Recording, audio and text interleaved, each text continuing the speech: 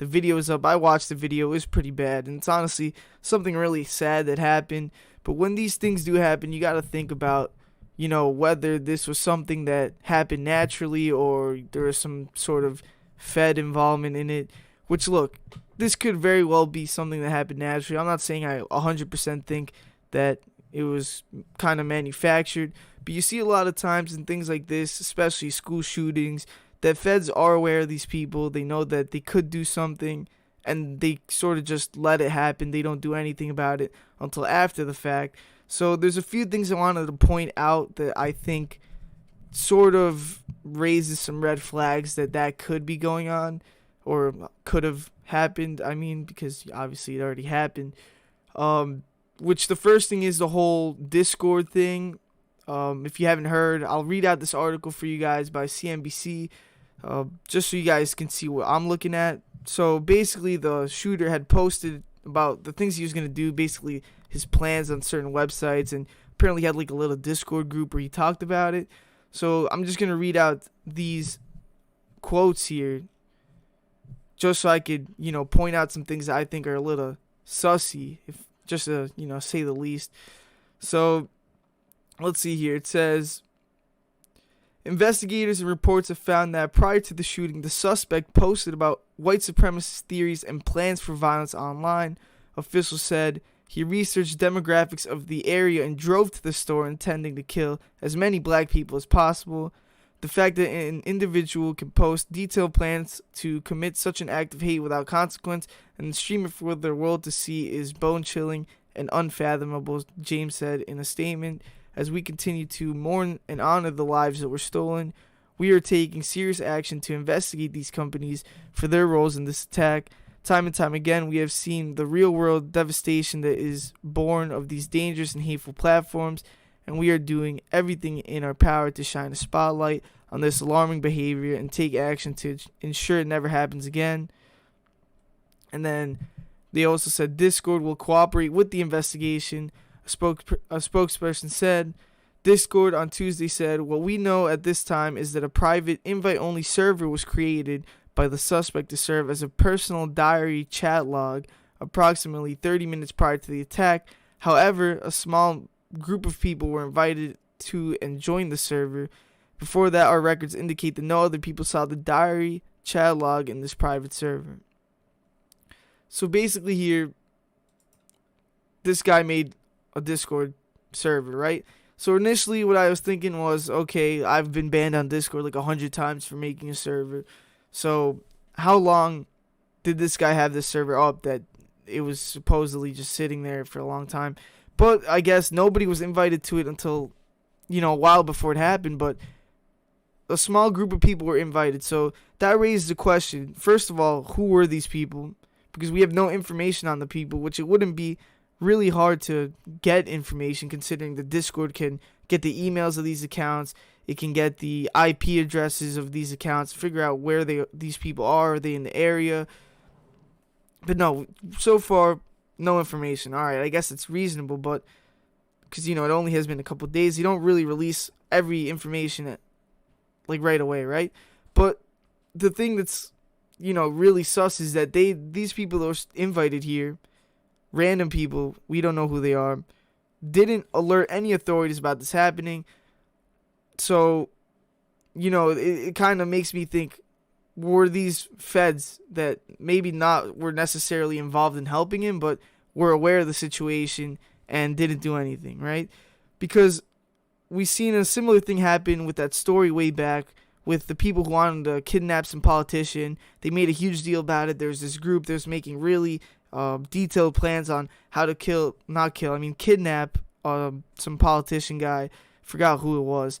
And everybody was talking about it. And then it turned out that the people who were mainly involved with the planning, the big things, were all feds. And basically, it was just a sting op. And they got a couple homeless people that had nothing going for them involved to do some minor things.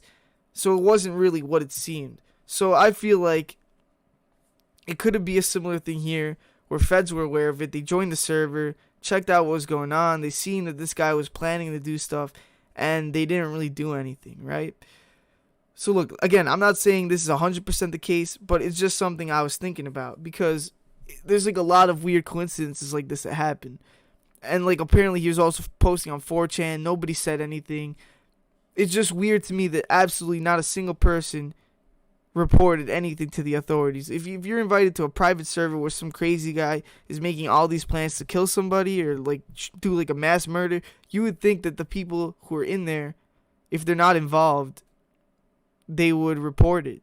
So what we really have to look for, I guess, in like the coming weeks or months is whether the information of these people ever gets released and if they ever get in any sort of trouble for what happened. Because, I'm not an expert on law things, but I'm pretty sure if you're somebody who's not involved with a crime, but then you become aware of it, like for example, look, somebody, like you're working at, I don't know, freaking McDonald's or something, and you're answering phone calls. Some guy calls and says, hey, I'm going to go shoot the store right across the street tomorrow. I'm going to kill a bunch of people, and then hangs up. If you don't report that, I'm pretty sure you can get in trouble for that. So if these are really like random people or like his friends or something that got invited to the server, saw what was going on, got told what was going to happen, and they didn't say anything, you should expect some sort of, legal consequences to happen for them and get in trouble somehow, and at least have their information out there too. So if that doesn't happen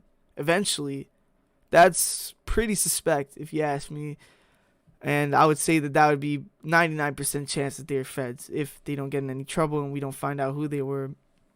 And then on top of this whole Discord situation, another thing also happened that I didn't know until like this morning when I checked it out. Maybe some of you guys knew about this, but apparently someone, I think, who was working in the store that got shot up, they called 911 and the 911 operator just like hung up on them. So there is this video of the person who called describing what happened. So I'll show you guys that just so we could see the exact words here. And then I'll read a bit of the article I found on it just so we can all be aware of the exact information. Let me pull this up here.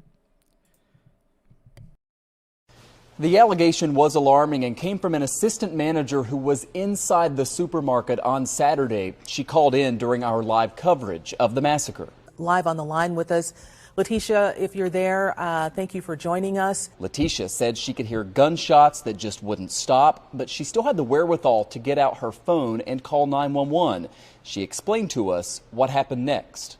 I tried to call 911 and I was whispering because I could hear them close by. And when I whispered on the phone to 911, the dispatcher would start yelling at me saying, why are you whispering? You don't have to whisper. And I'm trying to tell her, like, ma'am, he's in the store. He's shooting as an active shooter. I'm scared for my life. And she said something crazy to me, and then she hung up in my face. And I had to call my boyfriend and tell him to call 911. People were furious to hear Letitia's story. We obviously wanted to figure out what happened, but here in New York State, 911 calls are rarely released to the public.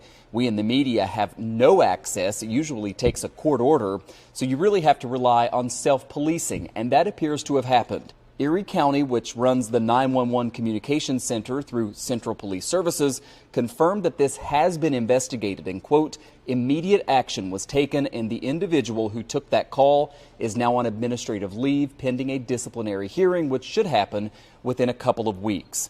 Thankfully, other calls made it through and were properly dispatched. There was a rapid response. In fact, the mayor saying police were on site within 2 minutes. I'm Michael Wooten, Channel 2 News. Thanks.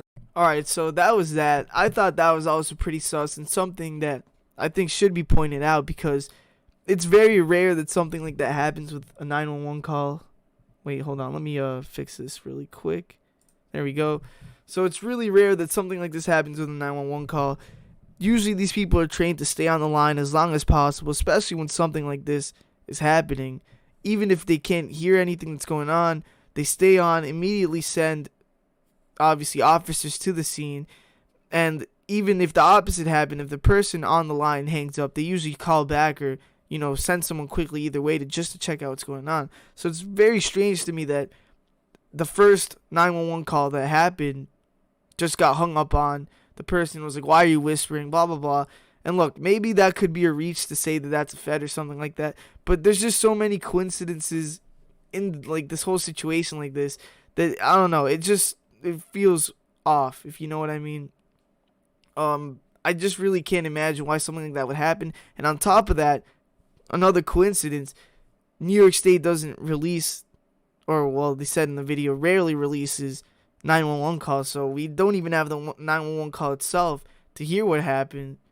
So that's another thing. There's so many things here that we just don't have access to, including the actual 911, what do you call them, like caller, receiver person. We don't have any of their information either. It says in this article here that I'm going to read, it says that her name hasn't been released. No information on her has been released. So this is yet another person who's involved in this, did something bad that affected the situation, and we have no information on them whatsoever. So let me read this here. It says, an emergency services dispatcher in Buffalo could be fired after being accused by a supermarket employee of hanging up on a 911 call during a racist shooting rampage at the store last week. The dispatcher, who has not been publicly identified, was placed on administrative leave on Monday after an internal investigation and faces disciplinary hearing on May 30, at which termination will be sought. Peter Anderson, a spokesman for the Erie County Executive, said on Wednesday. The investigation was prompted by comments by Letitia Rogers, an assistant office manager at the top supermarket, where a white gunman killed 10 black people in one of the worst racist mass shootings in the history of the United States. The man charged in the killings, Peyton Gendron, 18, has been accused of traveling 200 miles from his home in Conklin, New York, specifically to kill black people, fueled by a racist belief in so-called replacement theory. On Saturday, the authorities say he opened fire outside the supermarket, then went inside and continued to shoot shoppers and workers before surrendering to the police. He has pleaded not guilty to first-degree murder and appeared in court on Thursday. Ms. Rogers told the Buffalo News that she had called 911 while hiding from the gunman, whispering on the phones in hopes of eluding his notice. The dispatcher, she said, had admonished her. She was yelling at me, saying, "Why are you whispering? You don't have to whisper." And I was telling her, "Ma'am, he's here in the store. He's shooting. I'm scared for my life. I don't want him to hear me. Can you please send help?" She got mad at me and hung up in my face. Miss Rogers, 33, told the news she then called her boyfriend and told him to call 911. She offered similar description of events in a separate interview with the New York Times, saying she had been standing behind the store's customer service counter when she had first heard the gunfire. So yeah, just weird to me. I don't know what else to say. That it's just weird that this happened. Like I said, it's very rare for a 911 dispatcher who's trained to be extremely calm in situations like this. You hear, I see all the time 911 videos. I've seen in the past, like, these compilations where something really bad's happening and the people in the comments are like, "Whoa, how are these people staying so calm? It's like they don't care, blah, blah, blah." So the fact that, coincidentally somebody picks up who, for some reason, has a very short temper, doesn't send officers right away, even though she can't hear well, apparently, even though I'm sure if you're whispering in the phone, usually you could hear pretty well, and then just hangs up. So, again, same thing with the Discord people who are in that private Discord that I mentioned earlier. If we don't get any information on who this person was, and, I don't know, they just sort of leave this behind, I'd say that's another big red flag. So, two things to look out for is the identity of these people, and see if it ever comes out, or if it's just forgotten about.